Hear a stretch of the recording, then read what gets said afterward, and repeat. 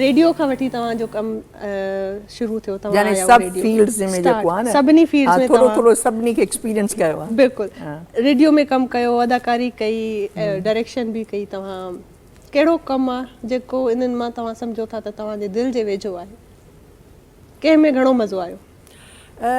Acting त जीअं चइजे माण्हू जो फर्स्ट लव जेको मूं शुरू कयो था, मतिलबु जीअं माण्हू चवंदा आहिनि बचपन खां वठी मूंखे शौक़ु आहे, मूंखे नंढपण खां वठी शौक़ु आहे, मां उन ते यकीन कंदी आहियां इहो हूंदो आहे तव्हां में या न हूंदो आहे। सही क्रिएट नथा करे सघो, क्रिएट उहे माण्हू था कनि वञी जेके मैथड एक्टिंग था चवनि, जिन खे शौक़ु आहे लेकिन नेचुरली उहे न आहिनि, नेचुरली अल्लाह जी तरफ़ां गिफ्टेड न आहिनि उहे माण्हू। टैलेंट आहे न, इहो टैलेंट त कुदरती थो अचे न, माण्हू स्किल सिखी सघे थो, पर टैलेंट सिखण स्किल बि कोई माण्हू अहिड़ा हूंदा आहिनि जेके in and out natural actor हूंदा आहिनि, उहे इन एंड आउट थींदा आहिनि, प्रेज़ेंट में रहंदा आहिनि।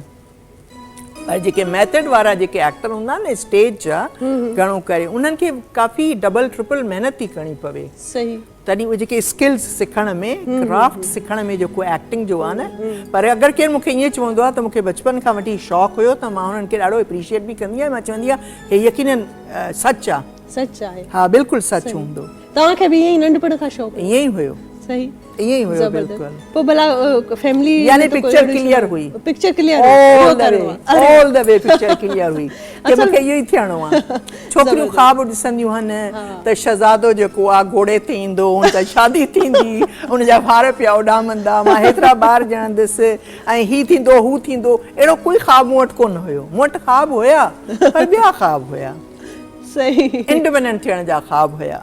सही सही बिल्कुल यही आहे असल में, जीअं तोखे आहे। हा बिल्कुल, त ख़्वाब ॾिसण तमामु ज़रूरी आहे, तमामु ज़रूरी आहे, बिल्कुलु ज़रूरी। ईअं जा ख़्वाब छो? उहो इन जे करे कि माण्हू खे ख़ुशि था रखनि। You have to look forward to something. हालांकि प्रेज़ेंट में असीं रहूं था, लेकिन होप ऐं उम्मीद जेका आहे, अगरि तव्हां इंसान खां फेथ जेको आहे न, फेथ रिलीजन ऐं स्पिरिचुअलिटी माण्हूअ खे उम्मीद थो ॾिए। असीं इलाही शयूं अलाह ताला था छॾे ॾियूं जेके असांजे पावर में कोन्हनि, के खोड़ जहिड़ी शयूं आहिनि जेके असीं नथा करे सघूं। त इन जे करे असांखे अलाह ते छॾिणो थो पवे। जेके स्पिरिचुअल माण्हू आहिनि, जेके ज़ाहिर आहे एथियस्ट आहिनि, उन्हनि लाइ त इहा ॻाल्हि न आहे, उन्हनि खे त मज़ाक लॻंदी इहा ॻाल्हि, पर जेके माण्हू आहिनि स्पिरिचुअल या रिलीजियस माण्हू आहिनि, उन्हनि जो अक़ीदो आहे, उन्हनि जो अक़ीदो अगरि तव्हां वठी छॾियो न त दे आर फिनिश्ड, उहे फिनिश थी वेंदा। त इन जे करे उम्मीद ऐं जेका होप अंग्रेज़ी में था चवनि तमामु ज़रूरी आहे। सुबुह जो तव्हां जॾहिं उथो था त तव्हां जेको आहे माण्हू वणनि खे ॾिसे, अगरि आस पास आहिनि या परिंदा जेके आहिनि उन्हनि जो आवाज़ु ॿुधे, या माण्हू म्यूज़िक था ॿुधनि, ठीकु आहे पोएट्री अगरि रोज़ नथा पढ़ी सघूं त माण्हू म्यूज़िक ॿुधे, पोएट्री ते लिरिक्स ते, एग्ज़ैक्टली उहा इंसान जी ग्रोथ लाइ ऐं स्ट्रेस जेका आहे उहा कढी थी छॾे। पोइ तव्हांजी स्किन बि सुठी थी रहे, स्ट्रेस बि नथो अचे, ब्लड जी सर्कुलेशन बि रहे थी, ऐं इन जे करे यू फील हैप्पी, तव्हां ख़ुशि था रहो, सॼो ॾींहुं तव्हांजो ख़ुशि गुज़रंदो। इहा जेका फिलोसफी आहे न त कुदरत सां पंहिंजे पाण खे तव्हां ॻंढियो, सरेंडर कयो, सरेंडर कयो, बिल्कुलु सरेंडर करिणो थो पवे, न त जेको आहे माण्हू स्ट्रेसफुल थी थो वञे, माण्हू फाइनेंशियली परेशान थो थिए।